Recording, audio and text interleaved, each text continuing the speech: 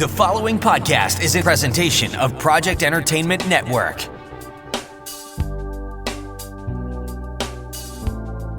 Welcome to the Sample Chapter Podcast, the show where authors read a sample chapter from one of their books. Here's your host, Jason A. Meiske. Hello, my friends. I'm back, and this is episode 189 of the Sample Chapter Podcast. Oh my goodness! I hope you didn't miss me too much last week. I took a week away to I just had a lot on my plate. I had a lot to prepare for. I was getting ready for an upcoming panel at the Comic-Con, and just so much going on that I could not do a proper edit on my shows, and I wanted to make sure that was ready. But we are back this week, like I said, with episode 189. Our guest is Lisa Regan, and we are having a wonderful chat. Lisa was a delight to talk to. We're going to be discussing writing to a deadline, the secrets behind writing a series, because she has a highly successful, so far 12-book series in the Detective Josie Quinn series. Now, this is actually her second series that she's got out there, and but Josie Quinn is doing so good, and we will hear about the 12th book that just came out this month, and but then we're going to be hearing a reading from book 1, so that way you get to go all the way back to the beginning, which was only 3 short years ago in 2018 when this book came out. And that still just blows my mind that she's got 12 books already this quick. But when you love writing in a series like Lisa does, the work is just, it's not like work anymore. It's like having a chat with an old friend. And we're going to be hearing about that as well. And we are also talking about dealing with rejection. And what does your protagonist need? This and so many other things. It's a fantastic chat, and you're going to get some great insight into Lisa and her process and her crime thrillers that she enjoys writing. And all of that's coming up here in just a few moments, so stay tuned for that. Meanwhile, like I said, I had taken the week off. I was preparing for my panel with, I had an interview with Spencer Wilding, actor, creature performer, Spencer Wilding, and new Darth Vader, Spencer Wilding.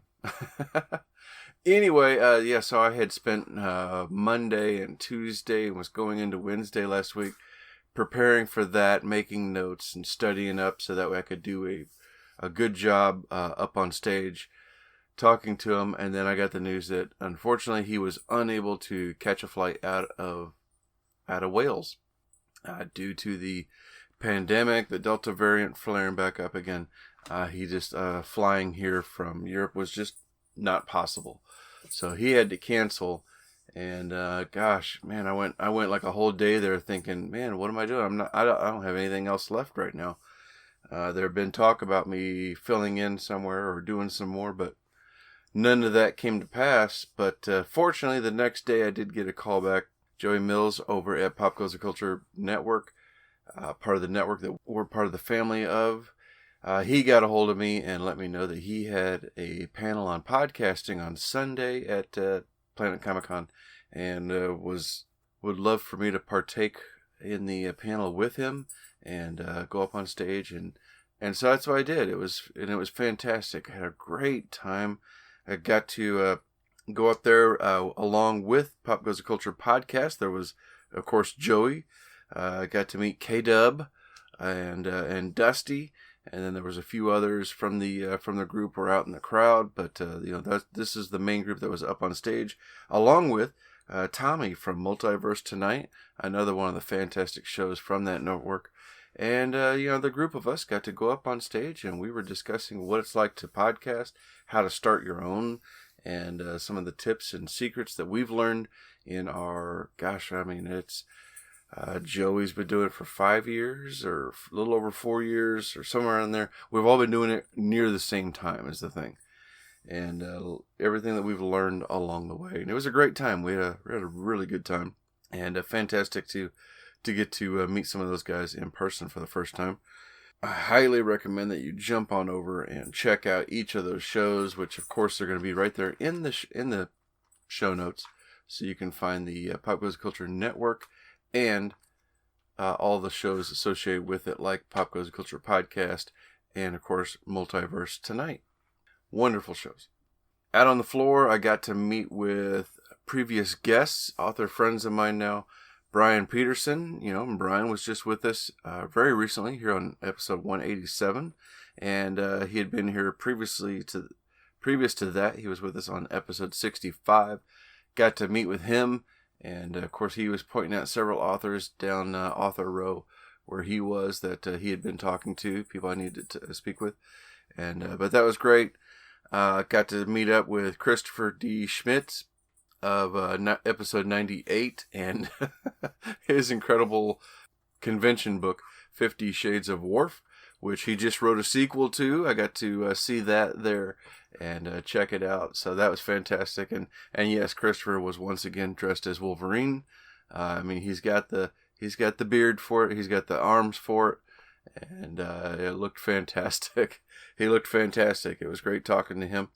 Oh, and then another wonderful previous guest on the show, somebody that surprised me. I got to talk to, I didn't expect to see her there, but J.R. Frontera of episode 68 and that wonderful book, actually the book series, Starship Ass. Yeah, about the series about the intergalactical tick that latched itself to a donkey, and now this is the host. And they go on space adventures. It's so much fun. Besides previous guests and friends, as great as that was to get to talk to them and catch up with them a little bit and see how they're doing, I got to meet so many other incredible authors who I know you're going to be hearing from them real soon. It was just a blast. There were so many of them that I really hit it off with and got to talk to a little bit in person, and we're talking shop. We're talking about the process and their books and asking me about my books, and then the show, of course, and it was a blast. We had so much fun. So over the weekend, I also got a chance to meet up with some of the guys from Cobra Kai, Martin Cove and William Zabka. My wife and I got our picture taken with them, and that was a blast getting to meet them as well. We ran into Kevin Dillon. I actually ran into Kevin Dillon twice. Once while we were waiting for photos with Martin Cove and William Zabka, he came out and said hi to people waiting in the crowd. And then another time I was taking my grandson to grab some food, and we ran into him and said hi again. That was really neat. Fun guy, really fun guy. Unfortunately, I did not get to meet some of my heroes as a kid, but I did get to see them. I was watching them interact. Sam Jones, who played Flash Gordon in the movie back in 1980. Lou Ferrigno, the original Hulk. No CGI there. That's all him. And Cindy Williams from Laverne and Shirley. Got to see all of them, and that was so much fun watching them interact with fans and taking the photos and such. And gosh, I wish I had more time. But que sera, it was still a good time had by all, and can't wait to go back again next year. But I do need to go ahead and get us over to, need to talk about our sponsors, because we have reconnected with Scrivener early. They reactivated that coupon code. So make sure you click that link in the show notes to find out more about my favorite writing software, or listen to this for more information.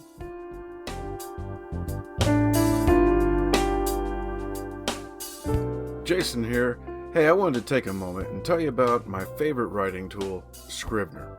Now, I know you've heard about Scrivener because their writing software has been embraced by hundreds of thousands of other writers like you and I, from the novice to best-selling novelists. The reason we all use it is because of Scrivener's core concept to bring all the writing tools you use together in a single application.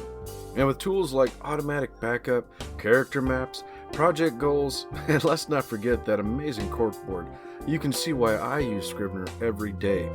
As a bonus for Sample Chapter Podcast listeners, use code CHAPTER for 20% off your desktop version. Scrivener writing software, built by writers for writers.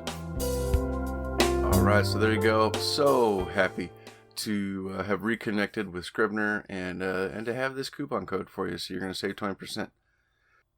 Another fantastic opportunity that's come up here recently is we are now an affiliate for Writer's Block Coffee.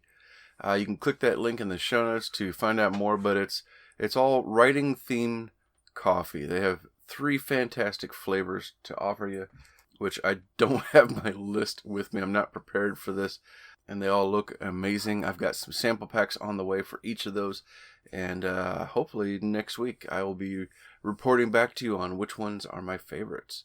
But click that link in the show notes to find out more about that and to save yourself 10% on your order. Of course, podcast friends, you want to get down in that show notes and click the link for Pop Culture Network. All those fantastic shows over there that I talked about previously. And my other podcast friends, Project Entertainment Network, home to about 30 different shows of a wide variety available to you there. Check out this advertisement for one of those incredible shows. What if a storytelling podcast could be an interactive experience?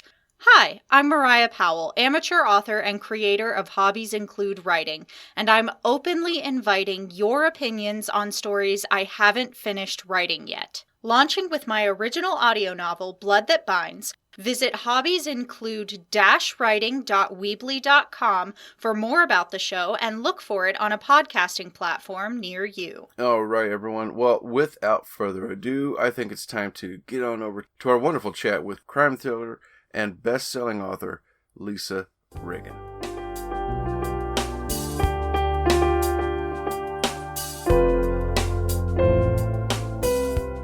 Hello, Sample Chapter listeners. Welcome to another wonderful, you know what, I'm going to say anyway, exciting. Yes, my favorite word to describe my guest. Another exciting episode. And my guest today is definitely exciting with a full back list of books that I just cannot wait to dive into. My guest today is Lisa Regan. She is a multiple-time USA Today and Wall Street Journal best-selling author. She writes the Detective Josie Quinn series, as well as several other crime fiction titles. She has a bachelor's degree in English and a master's of education degree from Bloomsburg University. She is a member of the Sisters in Crime, the International Thriller Writers, the Crime Writers Association, and Mystery Writers of America. And she's joining me today to discuss her career and her latest book, Her Deadly Touch, number 12 of the Josie Quinn series. Lisa Regan, welcome to the show.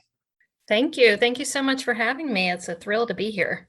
Well, I am thrilled to have you here. And I just, it's one of the things I love about doing this show is getting to meet authors who I may not have heard about before, and all of a sudden I'm open to a whole new world, which includes Josie Quinn. This is, you have quite the series going on here. Thank you. I appreciate that. Well, as of recently, I was informed that you have now, the Josie series has now crossed the 2 million copies sold, and that was prior to the release of book 12. Yes, that is true. Oh my gosh. I know. It's so exciting. It's so I keep waiting for somebody to email me or call me and say, oh, we got these numbers wrong, but I'm assured that it is true.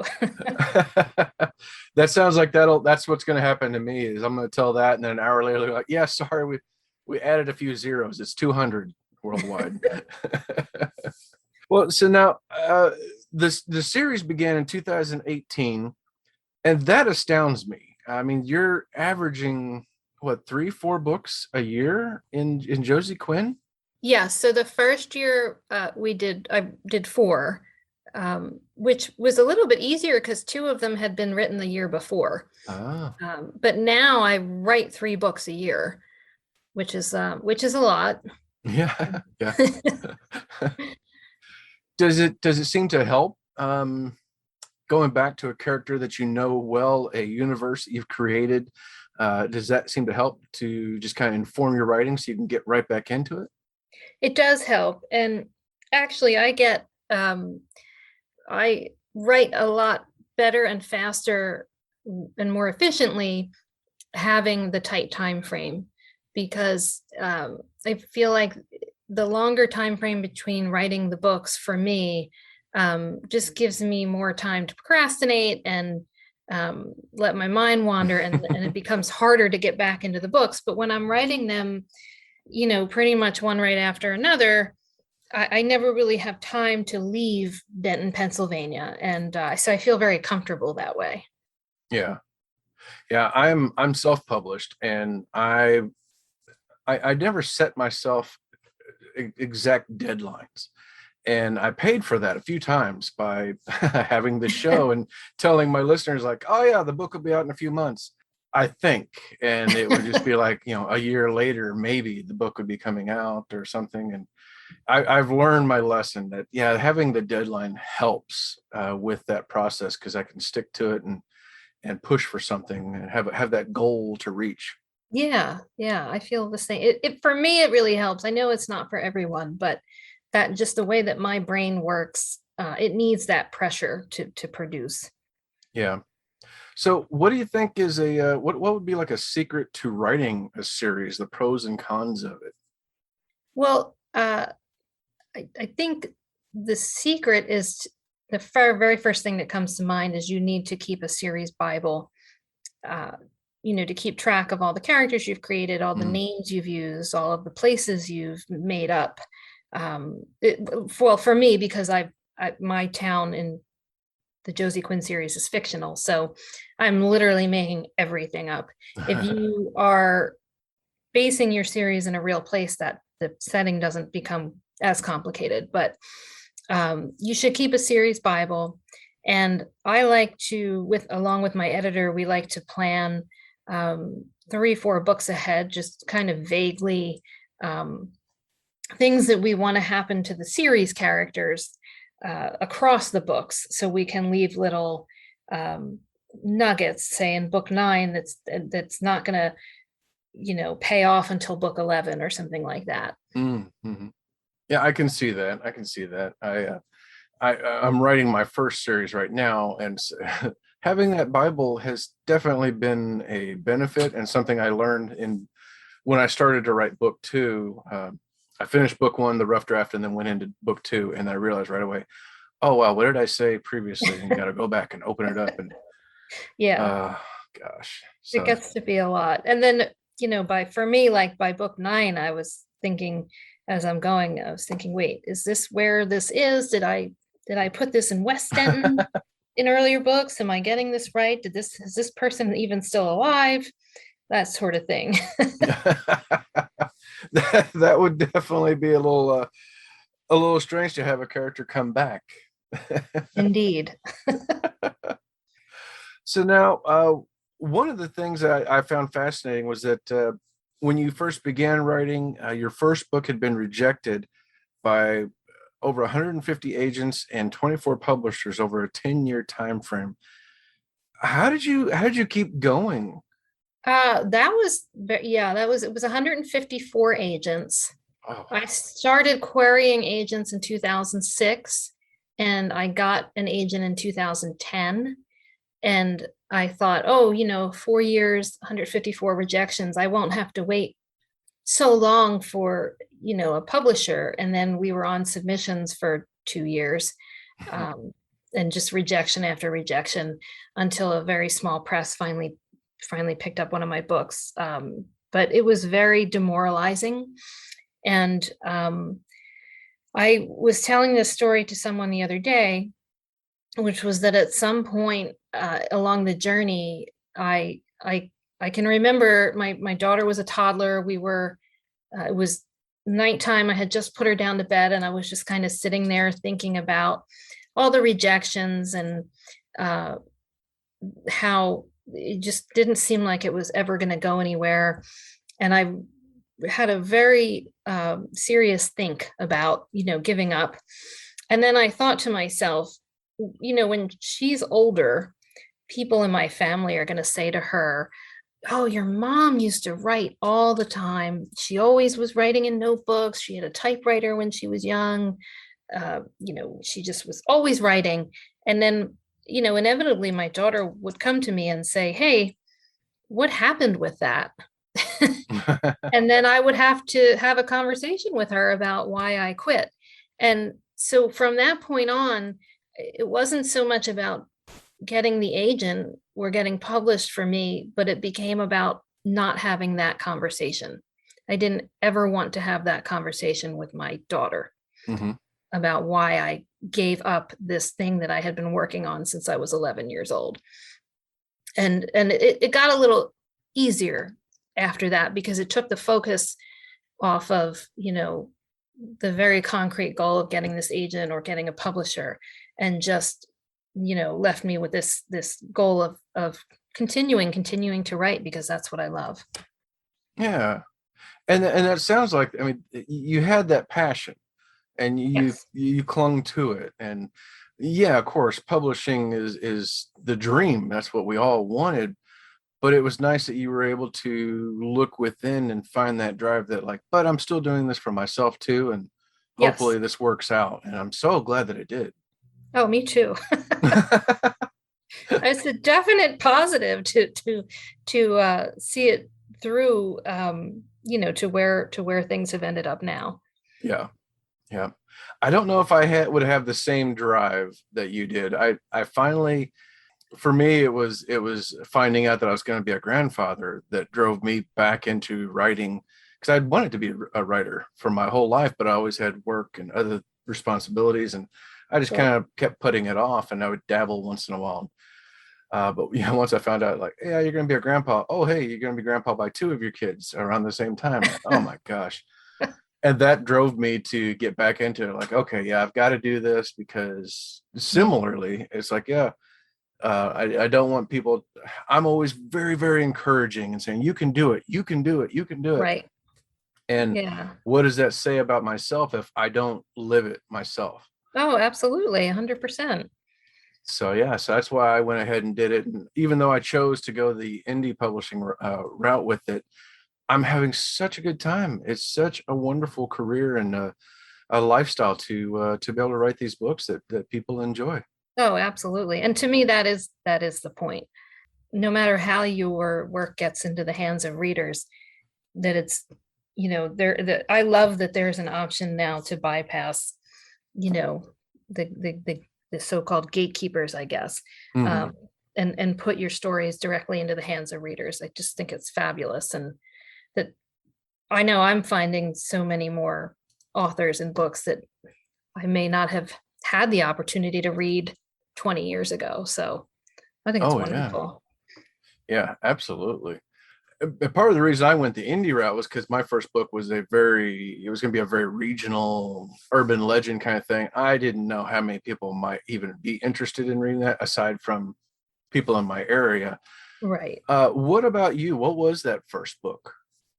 My first book was called Finding Claire Fletcher, and it grew out of my obsession with the Jacob Wetterling abduction, which happened in Minnesota in 1989, which was nowhere near me. I've always lived in Pennsylvania, born in Philadelphia, spent a lot of time living in central Pennsylvania. Now I'm back in the Philadelphia area, but I was the same age as Jacob Wetterling when he was abducted, and very similar to his situation. I just always would be out riding my bike around everywhere in my neighborhood. And just like he, the night that he was abducted, he was riding his bike to the mini mart to rent a movie. So as a child, that case had a huge impact on me. I remember the news coverage and just feeling terrified, like, oh, that could be me or any one of my friends.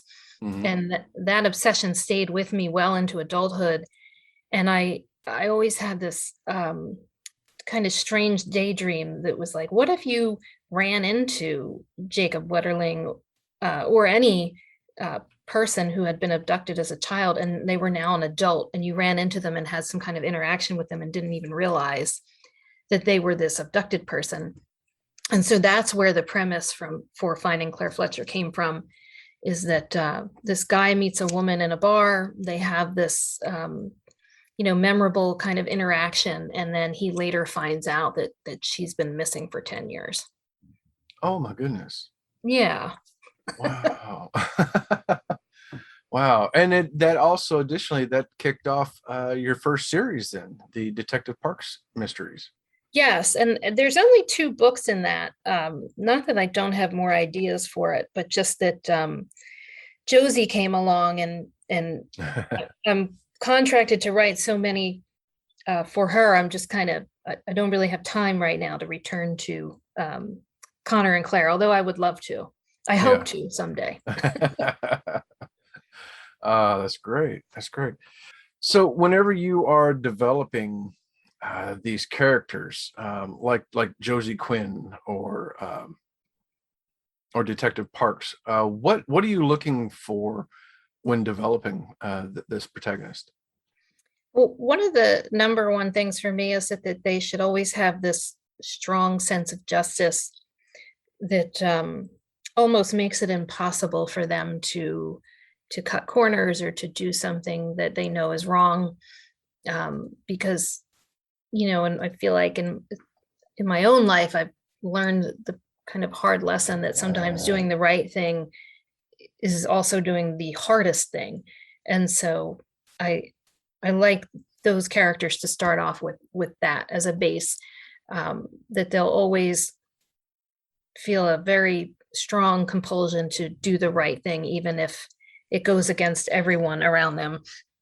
And then I like to give them some flaws and some emotional baggage, because I know it's very tropey, the detective with the alcohol problem or the terrible childhood, but I really believe that, readers don't want to read about someone who is perfectly well adjusted and has never faced any adversity in their whole entire lives. I just don't think that's realistic as a character.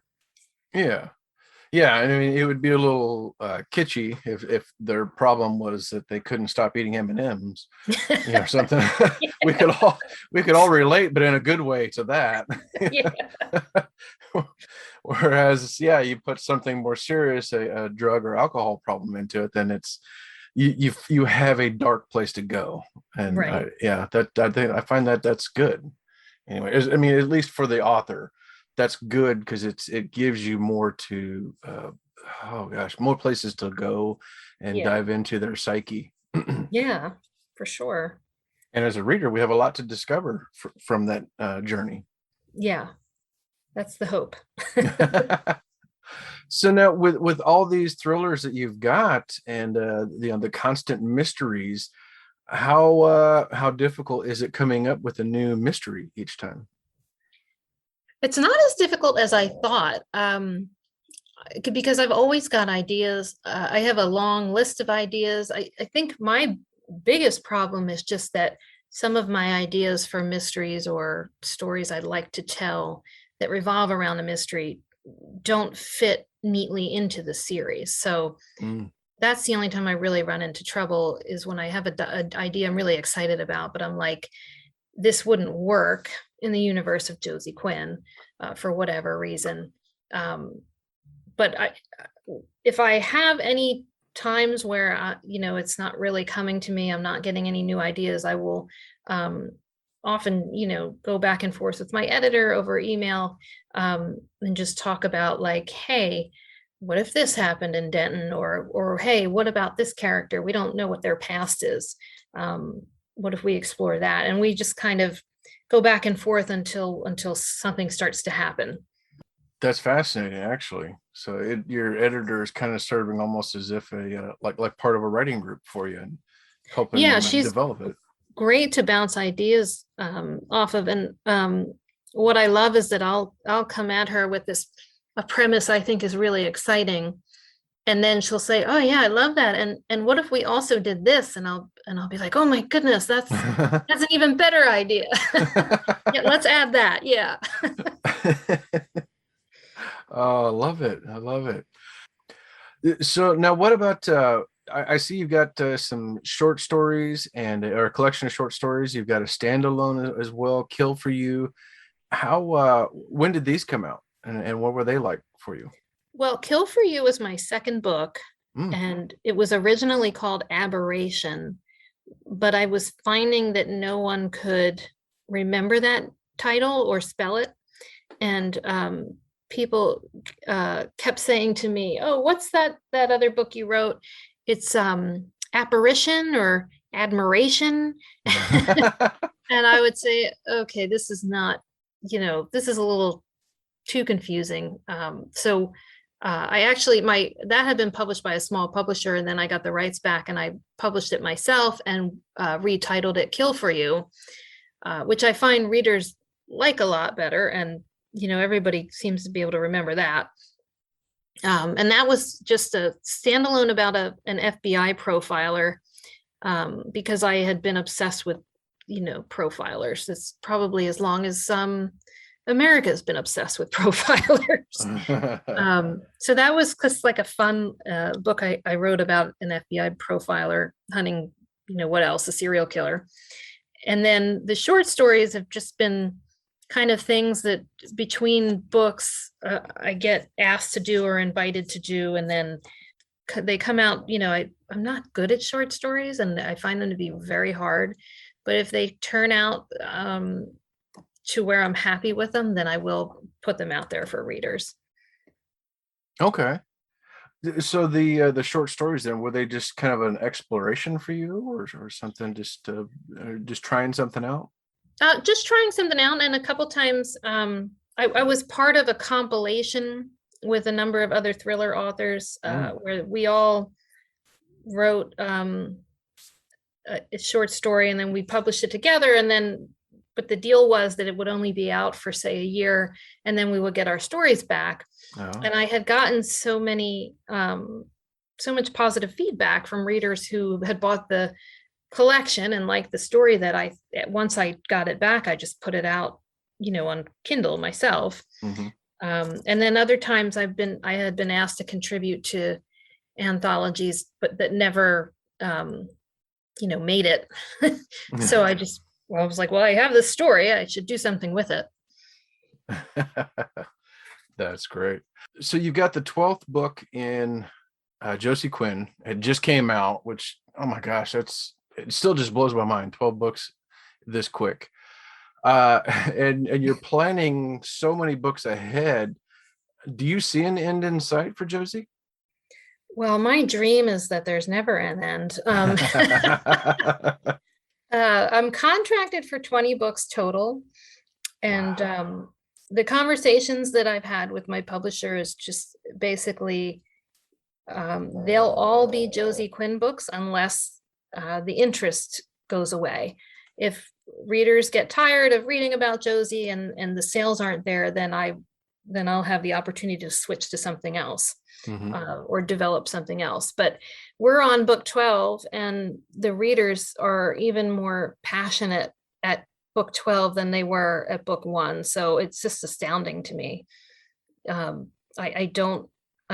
hope that it never slows down. Yeah, I hope so too. I mean, that's an incredible run you've got going, and it certainly seems like, yeah, once you cross a certain threshold of, I think I had heard it was like once you cross book 5 or 6, then your audience seems to start finding you, and I mean, gosh, you've already doubled that, so you should just keep getting bigger. Oh my gosh. So it sounds like then everything right now then for you is all Josie Quinn, or do you have anything on this side that you're kind of squeezing in once in a while? I don't. I have other ideas that I've tooled around with, but it's kind of like, oh, this would be fun to write when I have time, which is never. So, one day maybe I'll work on them if life slows down. But I'm very happy writing Josie stories. I don't feel any need or yearning to do anything else. I love the characters. I love the universe. I love the reader enthusiasm. So I'm just going to stick with Josie as long as I can. Oh, that's fantastic. And I think that's what matters is you've got your soul is in it, and your heart's in it. And I think it's got to be coming across for everybody to be devouring the books as much as they are. And so long as that's happening and your heart's in it, then I mean, yeah, I'd say run with it and just enjoy the ride. Yeah, absolutely. So tell us what you can about Her Deadly Touch, book 12 of the series, I guess without spoilers. I don't know. Is there a spoiler to any of this? I think I can do it without spoilers. It gets harder each book though, because things happen to the series' regular characters that you know can be spoiler like. But I'll say that in book 11, Josie loses someone very close to her, and so at the beginning of book 12, Josie's in therapy, and she's trying to grapple with her grief, and she's been out of work for a few months. Was a combination of her being insubordinate on her last case and her having lost this person. So her chief has given her a long time out of work to try and deal with the loss. So the book starts out with her at her therapist. She's supposed to go back to work the next day. She's very anxious, and so she goes to the cemetery to visit a loved one, and she hears the screaming, and she follows the sounds of the screams, and there's a woman standing there in front of a headstone, and next to the headstone is another woman who is dead, and she has been staged kneeling with her head her face facing upward toward the sky, and wax sealing her lips. Oh. And so that kicks off the case. And then what Josie discovers is that the dead woman is the parent of a child who died in a school bus crash 2 years earlier. And then what begins to happen is, one by one, the parents of these children start to be picked off. And Josie realizes that in order to stop this killer, she has to go back and kind of excavate the things that happened in the weeks and the days leading up to that bus crash. Oh my goodness. Dun, dun, dun. Wow. All right. Well, I don't know what to say other than, man, I can't wait to hear about this. As much as I love hearing about her deadly touch and hearing where she is now, how did the series begin with Vanishing Girls, the book one? What can you tell us about setting the stage here? So yes, you're right. Vanishing Girls is the first book in the series, where everything started. And in that book, we first meet Josie. She's on suspension for the alleged use of excessive force, and a teenage girl in her town of Denton goes missing, and she can't seem to keep herself away from the case. Wonderful. Lisa, where can people find and follow you? Probably the easiest place would be just to go to my website, because all of my social media links and purchase links will be there, and it's www.lisaregan.com. It's LISAREGAN.com. And of course, everyone listening, we're going to have links to that in the show notes, where you can find and follow her and sign up for her newsletter that's on there as well. And check out these books. This is fantastic. I love the color, the covers. They're all tied in together, so it's part of a series, and just so much good stuff here, everyone. You got to check this out. Lisa, thank you so much for joining me. This has been a real delight getting to talk to you and getting to know you a little bit. Oh, I'm so happy to be here. It's wonderful. All right, ladies and gentlemen, time for me to step aside and hand the floor over to my guest, Lisa Regan, with Vanishing Girls. Thank you. Chapter 1. The stop-and-go gas station had recently installed flat-screen televisions at the gas pumps because people could not possibly take their eyes off a screen long enough to pump gas. Even though it annoyed her, Detective Josie Quinn found herself glued to the screen when the breaking news flashed across it. They had finally found Isabel Coleman's cell phone in the woods near her home.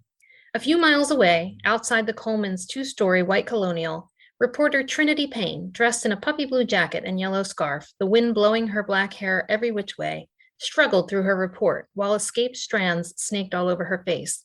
5 days ago, Marla Coleman returned home from work to an empty house. Believing that her 17-year-old daughter, Isabel, had gone out with friends, she thought nothing of it until later that night when Isabel failed to return home. Police sources tell us that, at the time, they had no reason to believe Isabel's disappearance was suspicious. Friends and family of Ms. Coleman describe her as a busy young woman with varied interests, likely to have left town on a spontaneous trip, But days later, with calls to her cell phone still going straight to voicemail and her car still parked in the Coleman's driveway, police are now on high alert as the residents here in Denton rally together to form search teams. The camera panned out to show the Coleman's long circular driveway with 3 vehicles parked in it. Trinity continued. For the last few days, volunteers have combed the area around the Coleman's home, where Isabel was last seen. The camera moved further out, swinging from side to side and focusing in on the heavily wooded areas surrounding the Coleman home. Josie knew the house. It was one of the larger homes on the outskirts of Denton, sitting alone along a rural road, its nearest neighbor almost 2 miles away. She'd once hit a deer with her police cruiser not far from there. The camera returned to Trinity. Yesterday, during one of the searches, a cell phone was discovered in one of these wooded areas, which is believed to have belonged to the missing girl. The screen was shattered, and police tell us that the battery had been removed. Coleman's parents say that she would never willingly part with her phone. It is now widely believed that Ms. Coleman is the victim of an abduction. She went on to answer some canned questions from the WYEP anchors and give out the number of the Denton Police Department helpline with a request for information. The knots in Josie's shoulders that had started forming 3 weeks earlier tightened. She swiveled her neck and shrugged her shoulders, trying to loosen them. Listening to the latest developments and knowing she could do nothing to help made her want to smash the TV's plasma screen into a million pieces with the gas pump in her hand. Isabel had been missing for 5 days. Why had it taken so long to find evidence that she had been abducted? Why had they waited 2 days to form search parties around the house? Why had they turned Josie away when she'd offered to join the search? Surely being on paid leave for an alleged use of excessive force didn't render her searching skills useless. It didn't matter that she was showing up as a private citizen. Her colleagues, most of whom she outranked, had sent her home. Chief's orders. She fumed. Every available resource would be devoted to locating the girl. Every resource. Josie knew her colleagues were probably sleeping on cots in the break room at the station, working around the clock, just like they'd done during the floods of 2011, when the entire city was under 7 feet of water, and the only way to get around was by boat. She knew they would have already called in volunteer firefighters, emergency medical services, and every able-bodied person in the city willing to search and run down leads. So why hadn't the chief called her back to work yet? Denton was roughly 25 square miles, many of those spanning the untamed mountains of central Pennsylvania, with their one-lane winding roads, dense woods, and rural residences spread out carelessly like thrown confetti. The population was edging over 30,000, just enough to give them about a half dozen murders a year, most of those domestic disputes, and enough rapes, robberies, and drunken bar brawls to keep the police department staff of 53 moderately busy. Competent as they were, they simply weren't equipped to handle an abduction case, especially not the kind where the kidnapped girl was blonde, vivacious, popular, and college-bound. Every photo of Isabel Coleman that Josie had seen, and the girl's Facebook page boasted thousands of them, all of them set to public, looked like a glamour shot. Even in the photos where she and her friends made funny faces, poking out newly pierced tongues, Isabel's small pink barbell read princess, where it might have well read perfect. The double doors to the stop-and-go whooshed open, and 2 20-somethings made their way toward the gas pumps. Across from Josie sat their tiny yellow Subaru. The woman got in as the man pumped gas. Josie felt their eyes on her, but refused to give them the satisfaction of looking back. Not that they'd have the balls to ask her any questions. Most people didn't. They just liked to stare. At least her indiscretion wasn't on the news anymore. In a small city where the standard newsworthy items were car accidents, local charity activities, and who got the biggest buck during hunting season, nobody cared anymore about the crazy lady cop with a temper. She had hoped that the Coleman case would give her a chance to get off the chief's shit list, that he would make an exception in this case and just let her come back for a week or two, until they had the investigation well in hand, until they found the girl, but he didn't call.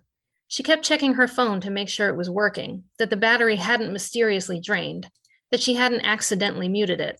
She hadn't. The phone was fine. It was her chief who was being a hard ass. Deciding she wasn't ready to go home just yet, Josie walked back inside the stop-and-go to get a coffee. She killed a good 10 minutes fixing it slowly, lots of half and half and 2 sugars, and paying for it.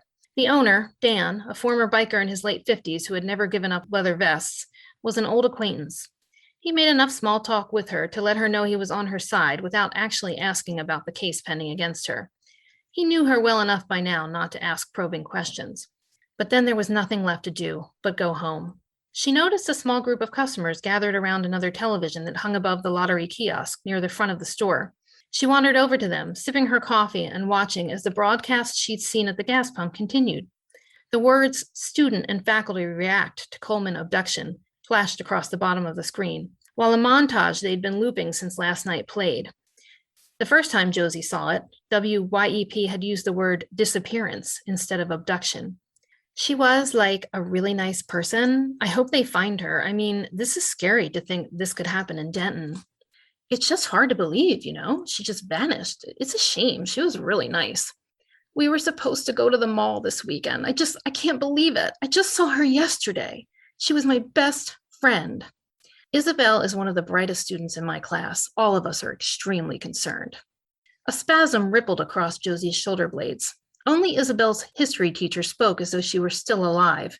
Everyone else had used the past tense. They had already given up on her being found safe. But why wouldn't they?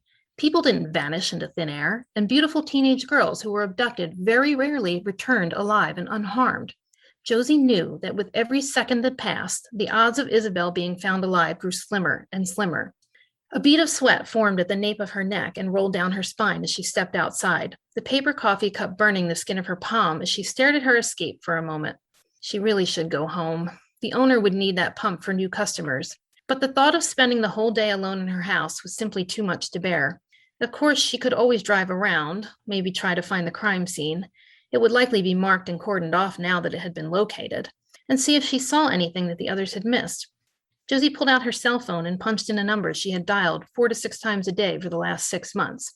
He let most of her calls go right to voicemail, but occasionally he would answer, and today he picked up on the third ring. "Joe," Sergeant Ray Quinn said, sounding out of breath. "When did you guys find the crime scene?" she asked without preamble. He wasn't too breathless to give her one of his trademark heavy sighs, the kind he always gave her when he thought she was being a pain in the ass. "Jesus Christ," he said. "You're out on leave. Stop calling me. We've got this under control." "Do you? You think we don't?" "Why hasn't the chief called in help? He's saying Coleman was abducted. Has he asked for support from the state police or the FBI? We don't have the resources for this." "You don't know anything about this case, Joe." "I know enough. If this really is an abduction, you need to call in backup like yesterday. You know that kids who aren't found in the first 48 hours. Stop." "I'm serious, Ray. This is serious shit. This girl could be anywhere by now. Have you shaken down the registered sex offenders yet? Please tell me you've got someone out there doing that right now. I mean, this isn't rocket science. Pretty blonde teenager is abducted? Hiller would be good. You should get him to do it.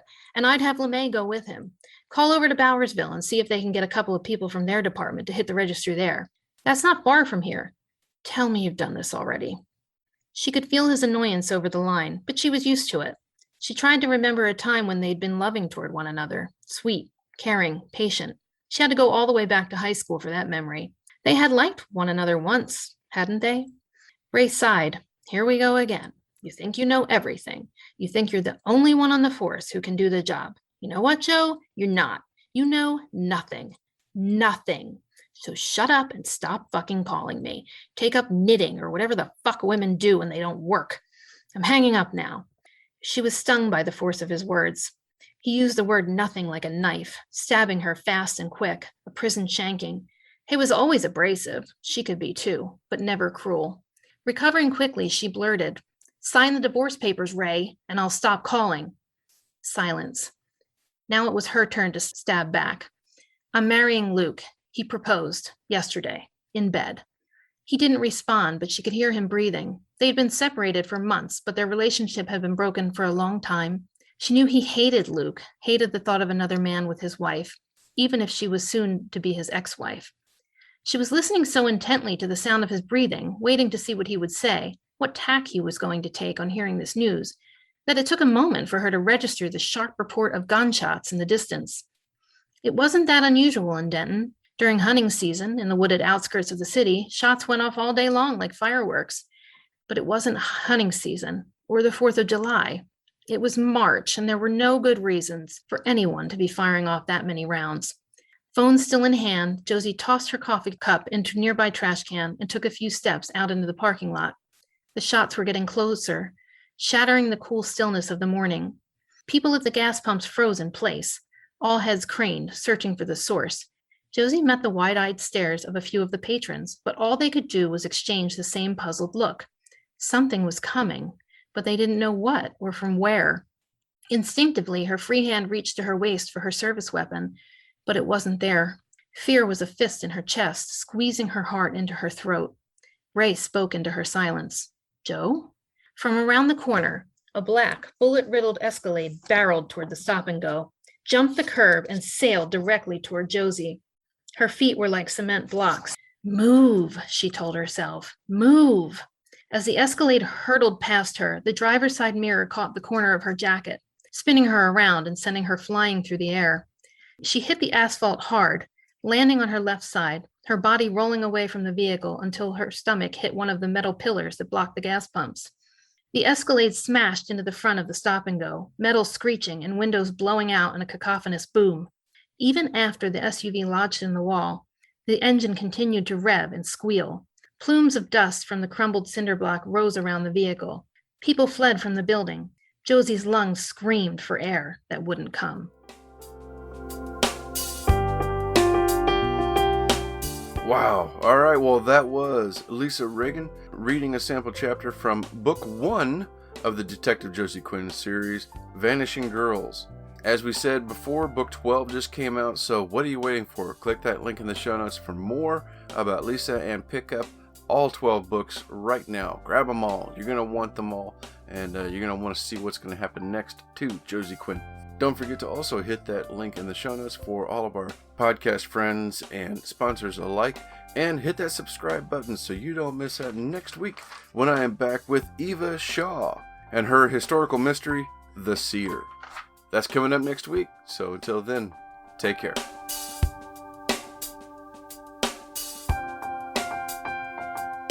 This has been a presentation of the Project Entertainment Network.